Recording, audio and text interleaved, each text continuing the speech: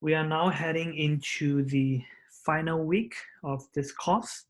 We will use one lecture to finish the remaining part of bond evaluation. And if time allows, I will mention a little of stock valuation. The final lecture will be used for exam 3. Okay, so now let's mention what we want to do today. The objective is rather to price a bond, or we are trying to find the book value of a bond after the issuance date and before the maturity. Here's a typo, not the insurance, it's the issuance. After the issuing or after the issue date. So basically it will be something between 0 and n, right? Because we assume n is the term. We want to know the bond price between 0 and n, how we are going to price the bond. The method we apply will be based on the book yield, meaning it's the yield when this bond is purchased at time 0, okay? We will follow the same notations from the last lecture. In particular, small I will be the book yield, the yield to maturity. And very importantly, it's based on the same payment period. If it's semi-annual, then this will be semi-annual. If the payments are made annually, this will be the annual yield at the time of purchase. Okay, so what I mean is, so assume this is the timeline for my bond. So 1 stands for the payment period. Okay, can be annual, can be semi-annual, can be even quarter, depends on the question. I may want to know the time here. What would be the value of a particular bond at some time between the starting time and the end time, okay? We already know how to do this for a typical loan, right? There are 2 methods, right? We can either apply the prospective method or the retrospective method. Same, right? We do pretty much the same thing here. If we look prospectively, meaning I want to know how many payments are remaining, right? So in that sense, let's first introduce a name for the book value. So let's say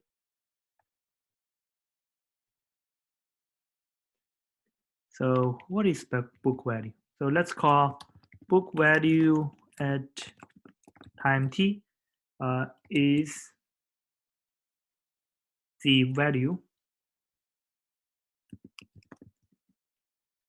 immediately after the t's coupon is paid.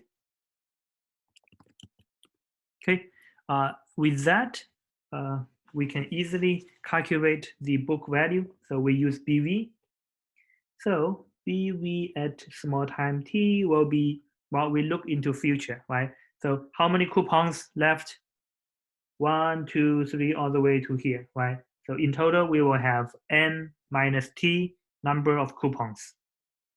Each coupon is of size f times r. So this is the coupon size, right? So the face amount times the coupon rate. Okay, since we are looking at the present value, n minus t will be the remaining number of coupons to be paid. I is the interest rate or the yield per unit period. And we need to plus at the final time, there will be a redemption payment of size C. Again, C means the redemption value at time n. And we need to do a proper discounting, right? So V is, so here, I will write it later. So, well, V equals 1 divided by 1 plus I, obviously, right? And of course, we can also write it in C times G, right? G is the coupon rate in terms of redemption value. and R is the coupon rate in terms of the face amount. So they are equal, so I can write it in this way as well. So use CG to replace FR. That's the prospective method, right? If you want to look at from the past, okay, so here's T, here's 0. So we study, here's C, oh, not C, it's FR. So this is FR, here's a coupon. The second time there's a coupon all the way to FR, right? So here are all the payments have already been made. So the book value will be, at here would be the original price is P. Well, you can think P as the long size, right? So because when you invest in a bond, it's the same. It's similar to think of it as a loan. Namely, it's the, so basically it will be price. You can think it as the loan size, right? And each coupon will be each payment. And the main difference is here at the maturity time, not only you pay the coupon payment, you also pay the redemption value, right? Or the book issuer pay that. Anyway, for that, we need to accumulate to time t, right? Because now we are looking from the past to the current time. And then we need to minus all the payments accumulated so far, because it's accumulating, so it will be the accumulated value S. Obviously, the number of payments will be small t at I, right? So for the same reason, if you want to use CG to replace FR, that's obviously possible, right? So that is the so-called retrospective method. Well, you just need to figure out which one is in, which is out, right? So price is something out. When you buy a bond, you need to pay, right? And after buying a bond, coupon payments will be a positive cash flow into your pocket. That's why they always take the opposite sign, right? But here, when we use the retrospective method, it's plus, because both the coupon and the redemption value will go into your pocket if you buy the bond, right? Okay. Well, it's not something new, right? It's something we already studied before. Here we have a rather interesting result, which we can derive well, different ways to understand.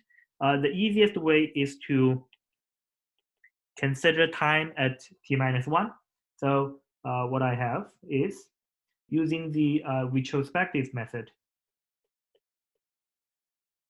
so the number remaining will be n minus t plus 1, I plus c times v n minus t plus 1. Okay. For the annuity part, I can easily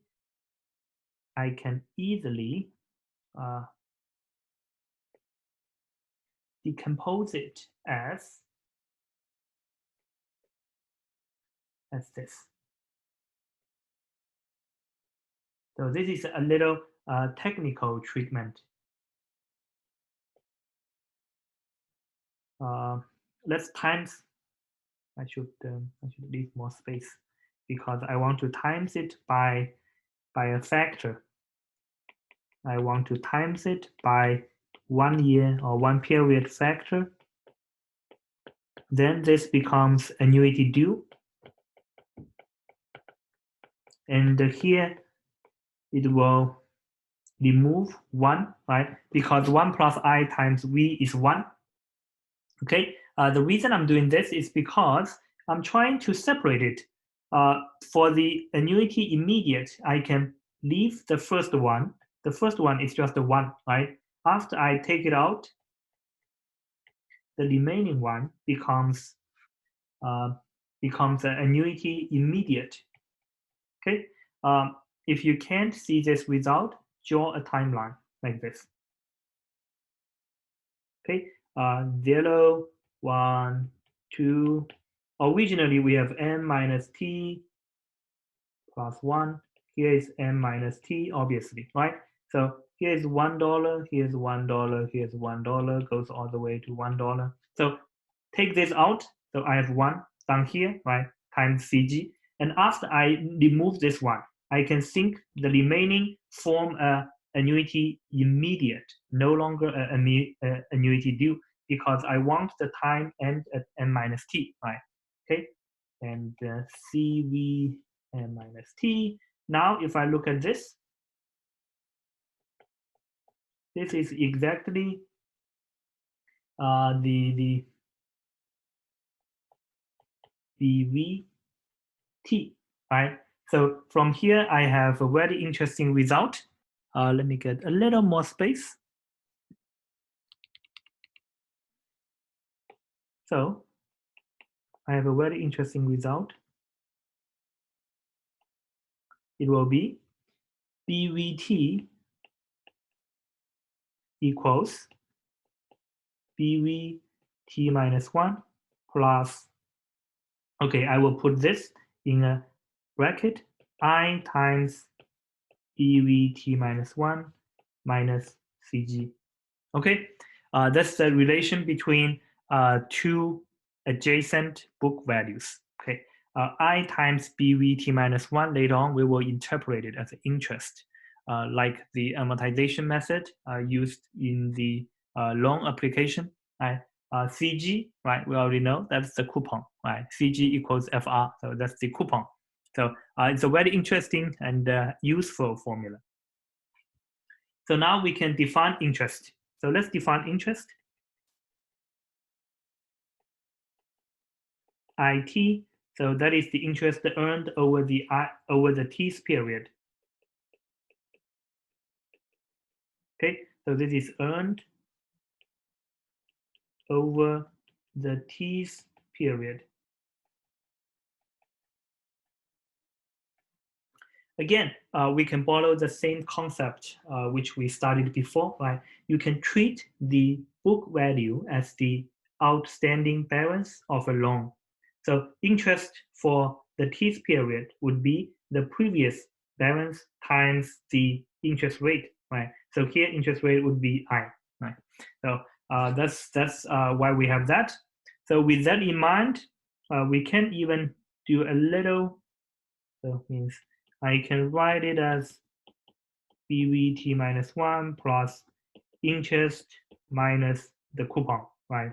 So CG. And if you don't like CG, you can replace it by FR, right? F times R will be the coupon payment. So now we make a very important definition. It is called the premium amortization.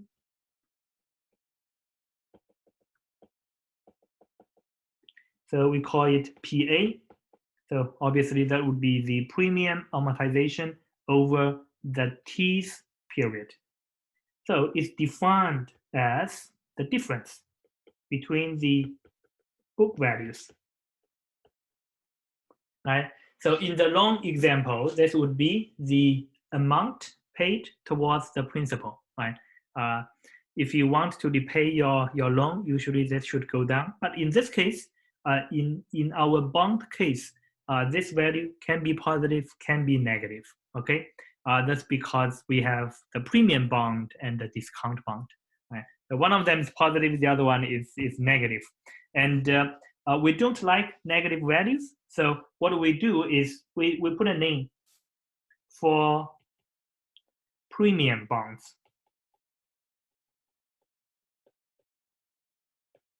Okay, we use the name amortization.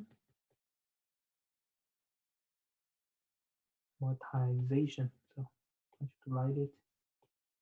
Amortization of premium equals PAT. Of course, is at time t. Okay. For discount bonds. Okay, we use accumulation, just the name, accumulation of discount, which is negative PA. Okay, the reason we put negative is because for discount bonds, PA are negative. So once you put negative PA, you get a positive value. Right. So the reason why we introduce amortization of premium and accumulation of discount is because we want to report positive values. Right. The reason it's obvious because for the discount bonds, your book values actually is increasing. Right. So BV T minus 1 minus BV is a negative value, right? We don't want to report negative value that we create a new name, okay? So pay attention. Premium amortization is not the same as amortization of premiums, right? So we define amortization of, let me get a different color. So we call amortization of premiums only when we have a premium bond, right? For a discount bond, we call accumulation of discount, but otherwise, it's just the terminology. Right? There's nothing, no secret behind it. The only reason I already mentioned is because we want to report a positive number. Okay, that's it. We already have some formulas for PA, right? So we already know. Let me write it down. So the first one is by definition. Okay, we have first the method. The second method is by this very important result, right? When you do the when you move it to the other hand side, we get it to be CG minus IT, right?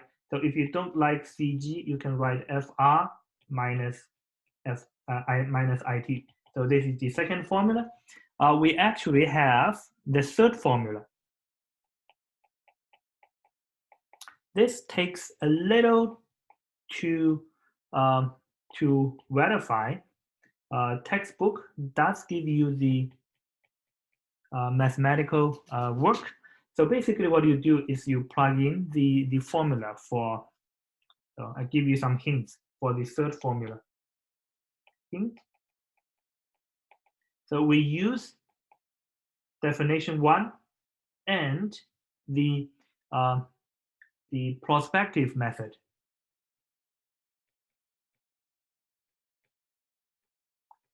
From the prospective method to prove. Okay, so meaning you are going to use the equation 1 here and this result, meaning you're going to do a little manipulation between nt plus 1 and n minus t. Okay, so that's something you need to take care of. It's not that essential, so I don't derive the result here. Okay, if you have trouble understanding the result from the textbook, you can always ask me. So now let's do some examples. Okay, there's one more thing I want to mention before we do the example is there are a few form. Let me put it in this. Let me get one more page to give you some nice results before we actually do the analysis. So here I have a blank page. I'm going to to review the important results. So for the BV, we have 2 results, right? The first one is based on retrospective method. So I just rewrite, we already know. Okay, the textbook might use VI. I just use V for clarification. I don't want to put a subscript I. And we can also use retrospective method. then this will be CG, this will be accumulation value, right? So here we have two methods for BV, and we know the relation between BV and BVT equals BVT minus 1 minus premium amortization. This is definition, right? And we also derived that interesting result. Okay, we defined the interest over the T's period. So this is the interest over the T's period, right? So we have a few things to work with. And when PA is positive, we call it amortization of premium. When PA is negative, we use negative PA to denote accumulation of discount. That's everything. Once we have PA, sometimes we may define the yield. So what we do is PA T plus K divided by PA at time T. This, sometimes we write it this. Okay, this is determine the yield from two premium amortization amounts. Okay, this is what the textbook puts. Now let's do examples, right? So examples is the best way to help us understand the concepts. Here we have a 5-year bond with semi-annual payments. So N is 10. Redeemable at par. So redemption percentage is 100%. The annual effective yield is 7%. So I will need to convert this 7% into semi-annual interest rate, right? So this is the conversion formula, which will give you roughly 3.441%. Coupons are 5% a year. So I know this is R would be 5% divided by 2, again, because it's all the payments are made semi-annually, right? And because it's redeemable at par, R will be equal to G. So this is F is 100. Since it's redeemable at par, so G equals R. And the redemption value, C, also equals F. That's because it's redeemable at par. So we have everything, right? We are trying to calculate the price. So price equals the coupon payments. It's 2.5 for F times R or C times G, whatever you want to do. So we have 5 years, so N is 10. Interest rate we just calculated, a little over 3%. That's the present value of all the coupons. Now I'm trying to handle the redemption value. So V equals 1 plus I to -1, right? So I already mentioned this can be computed in one step by your financial calculator. I don't want to repeat, so you can directly use your calculator to get the result is 92.15. Is it sold at discount or at a premium? Well, obviously it's sold at discount. Since P is less than the redemption value, which is 100, right? So this bond is sold at discount, right? So you can actually calculate the amount of discount. It will be 100 minus 92.15, right? So it's 785. This is sold at discount because what is your G? G is 2.5%. Okay, this is less than I. So it's sold at discount, right? Well, you know, it's how do you interpret those two different interest rates? So you can think G as the, let's say, how your salary is increasing. So let's say your every 6 months your increase goes up by 2.5%, which is probably amazing, you know. I you can think I as the increase on or inflation rate. right? So if your salary goes up by 2.5% every 6 months, but the inflation goes up at 3.44% every 6 months, you are not making an increase, right? Your purchasing power is actually decreasing. So of course, it's what we call the soda discount case, right? If what you earn is faster than how the general consumption is increasing, then you are actually making a premium. Somehow, the technical part is to do the bond amortization. This is highly similar to what we did in the loan case. Again, you treat book value as the outstanding balance. So what we start is to find out the original book value. That's nothing but your price. So book value at time 0 would be the price. So you can think that as the original loan amount, right? So once you know the first balance, what do you do next? Right, we calculate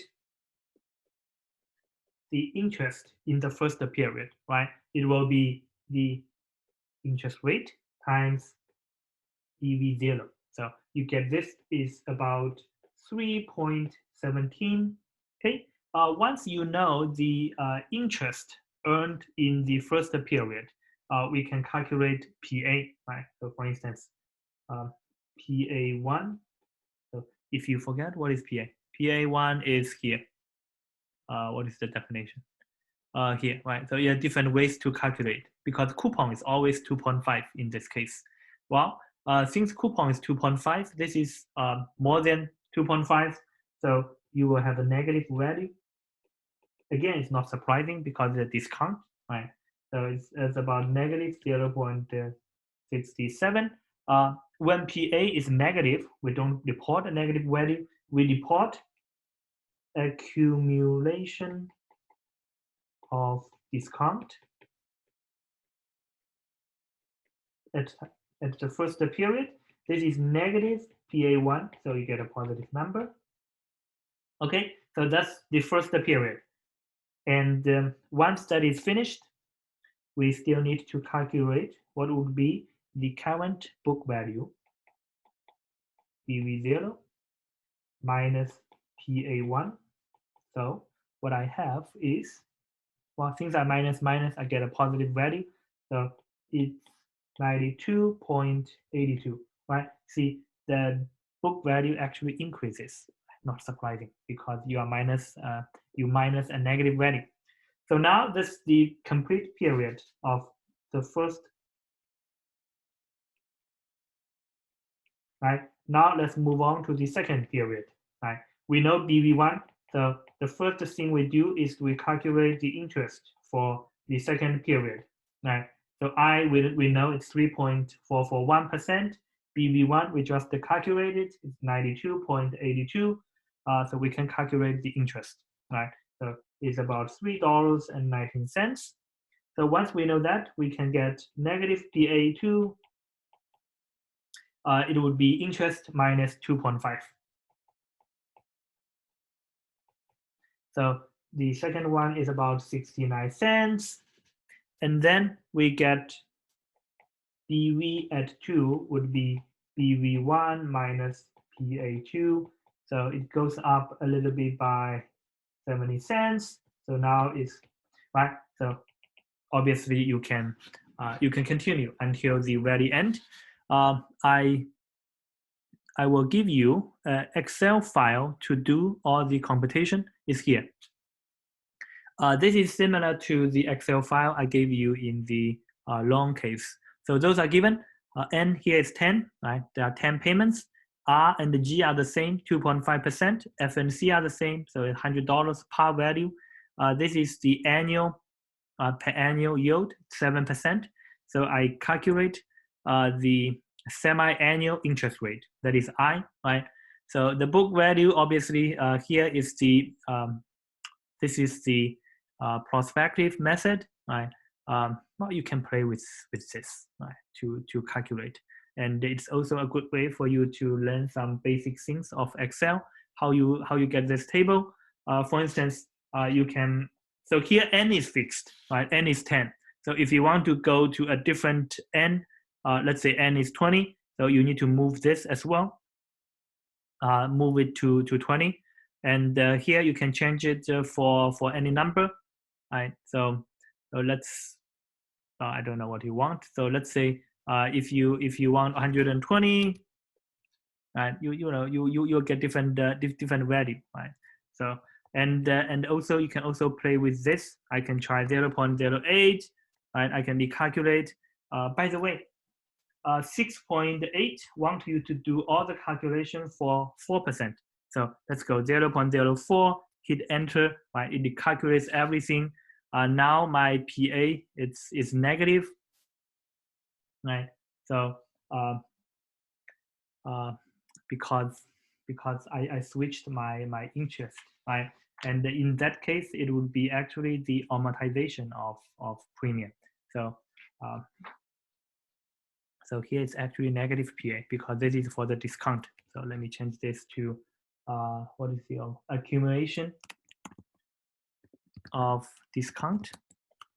So this is originally we have the 0.08, so it differs by a sign. Okay, play with this. You will understand more of what this example is about. But I feel what we are doing here is nearly identical to the amortization of loan we studied in the previous chapter. Okay, the textbook actually asks you to do a different thing, well, not different thing, ask you to check this. I also want you to verify this result. See, we have 3 different ways to calculate PA, right? The first one is definition, right? You can always apply either the prospective formula or the retrospective formula to calculate the book value, right? Once you know 2 adjacent book values, you can calculate the premium amortization (PA), right, by definition 1, or you can calculate the interest.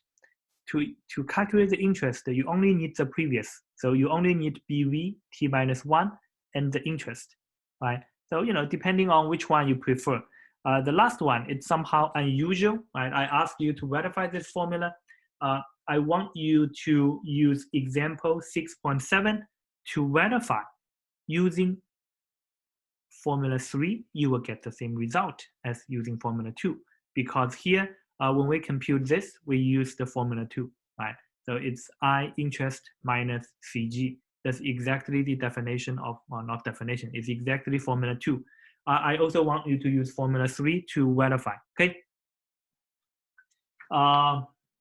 That's pretty much everything for this method. So let me stop here for this video. In the next one, we will study a slightly different method called the straight line method.